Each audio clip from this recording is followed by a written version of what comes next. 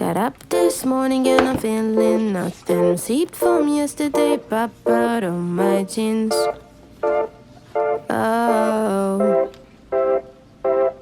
the date was 24th of July. You hold my hand for the first time. That was a time. I don't know who gave me the authority to make a review, but here I am. And I don't know why, but I spent $80. I spent $80 on these markers. I pre-ordered these markers 2 months ago, and at the time I didn't realize we were in the middle of a recession, so I will not be buying anything for the rest of my life. And right now I'm joking about it, but really the truth is there is no security. So POV, American democracy is falling right before our eyes and you feel completely helpless.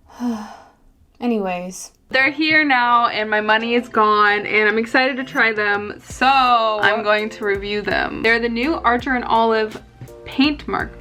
They're the new Archer and Olive, I can't f***ing speak. They're the new Archer and Olive acrylic paint markers. Thank you. I did it. I'm excited to try them out because they have smaller tips, and paint markers I have are these size. They're this size, which are much bigger. So let's get into the review. So there are 30 markers in total, and you have to buy them in sets of 10, so you can't just buy them all together. Each pack came with 1 colorless blender and 1 white pen. I understand why it's like this, but it's just kind of unfortunate. I think my biggest issue is that I couldn't buy all of them and kind of skip over having all of those colorless blenders and white pens. The white pens I think will come in handy, but I just didn't need the colorless blenders. There's no ink in them, they're just empty markers, and it just seems like excessive waste to me. That being said, those are the biggest critiques I have about these markers. Let's get into trying them and I'll tell you all the good things I like. Each kit came with 2 replacement nibs, and to activate them you do exactly what you do with Posca markers. You shake them and then you press down the nib until ink comes out. I was surprised to find that the nibs of these are hard, so when I would push down on it, it was a little uncomfortable, but the colors look great when I use them. There are some chalky ones, but that's just because I didn't shake them well enough. Once you get them all shaken up, they work perfectly.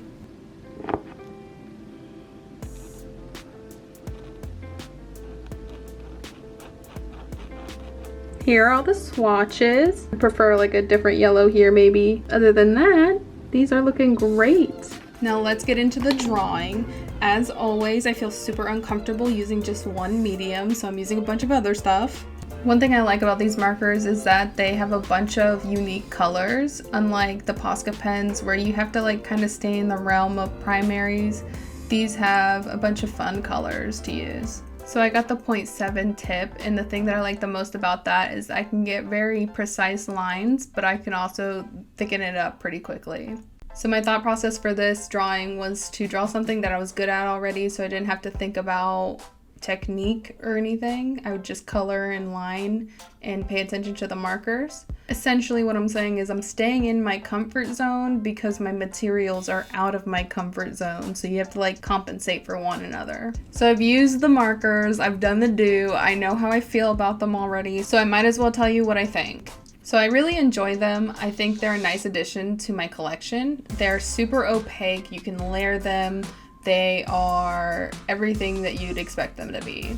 And I am not a person who justifies spending $80 on 30 markers. That's just not who I am. I could buy Copic markers one day and I'll probably never recommend them over Ohuhu's just because of the price tag. So if there wasn't a price, I would say I really enjoy these markers. Just the fact that they cost so much, I don't know if I can necessarily say you need to go out and run and buy them. But if you are into paint acrylic markers, if you like Posca pens, these are totally up your alley and the colors are super fun and unique. So if that's your jam, totally go for it. I think the Posca markers cost around the same, so yeah, that's what I'm gonna say about that. They're a fun addition to the acrylic pen collection because they are so fine and opaque, so I've been having a lot of fun with them. Like I said, I don't know who gave me the authority to make a review. I'm a mixed media artist, and one of my favorite things to use is Crayola Super Tips, and those are like $2. I am declaring this as no longer a review. This is now Me just dicking around because I don't know anything. My opinion is based on lies.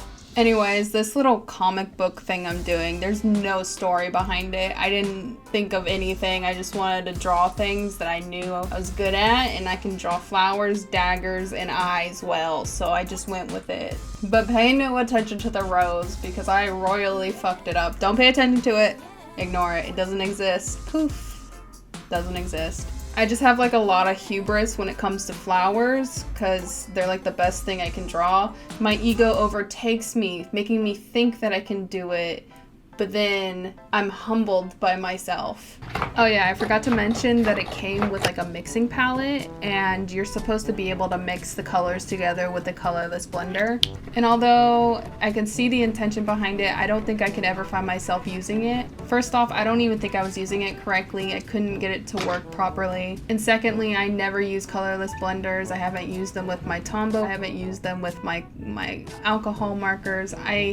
I just steer clear. I just use the colors I have and go with it. The intention behind these markers would work for somebody else, just not me personally. Like I said, this is no longer officially a review because I'm an idiot.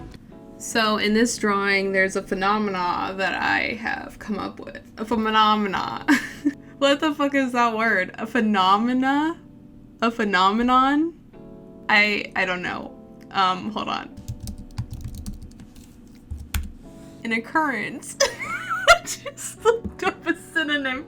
Okay, I'm just gonna get into it. So there's this weird thing that happens. For me personally, there's like two things that could happen when I'm doing a drawing, all right? I go crazy in the sketch, and then I get really attached, and then I try too hard when I'm working on it. And by too hard, I don't mean I'm giving my max effort. I'm like stiff, and I'm nervous that I'm gonna mess something up and ruin the whole picture. So I'm like not having as much fun with it, and I'm not being as loose as I can be. I think that's what happened with this page because I love the sketch. Like I loved the sketch, but I wasn't too happy with how it turned out. And I couldn't figure out why because I felt like I executed everything exactly how I had planned it in my head, but it didn't turn out that way. And though I know it is good to be loose and have fun with your drawings, I forget it often, and it's nice to remind yourself that. So this is what I'm saying that this page is. It's the reminder to be loose, and a good idea will never be executed well if you're not having fun with it. Also, this is my cat Arnie. He hates having his photo taken. I'm sorry. So on this side, I decided to chill out a little bit and just do like some simple line work. I just used the black marker that came in the primaries kit, and I thought I would show you what I drew, but apparently I didn't want you to see it. It always looks so crazy too because my hair is curly. Oh my god. Look at that! Ugh. It's crazy how much like being on camera makes you hate yourself more. Like, why am I doing that? Chill. Why do you have to be that close? Like, get your eyes checked. Jesus. I really do gotta get my eyes checked though. A bitch is going blind. So yeah, I had no issues with this. I had fun using the black, and then eventually I used the red. I thought some blood would really accentuate this part of the drawing. But overall, I really enjoy these markers. I have had a good time using them so far. I'm going to continue trying them out. I can easily see them slipping into my typical routine with my drawings, and I think that's a good sign. Oh, and I forgot to talk about the other phenomena. So the other phenomena, oh, my head got in the way again. The other phenomena is being super loose and free and not caring about the outcome. It almost always produces a better piece for me. So I just need to learn how to chill. I say that every week, but I'll figure it out one day. Alright, that's it for today's video. I hope you enjoyed. If you like it, give it a thumbs up and follow me on Instagram. I'll see you later. Bye.